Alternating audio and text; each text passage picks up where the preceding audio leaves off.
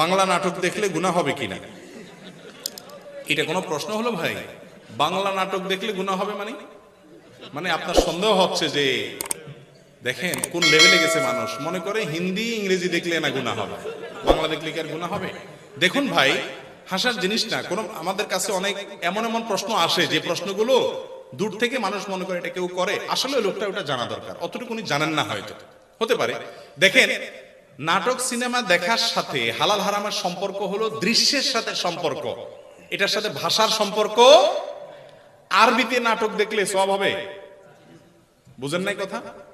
আরবিতে যদি আপনি নাটক দেখেন যে নাটকে নারী পুরুষ একসাথে অভিনয় করে, মিউজিক আছে, হারাম জিনিস আছে যেটা দেখা হারাম, এটা যদি আরবিতেও দেখানো হয় জায়েজ হবে?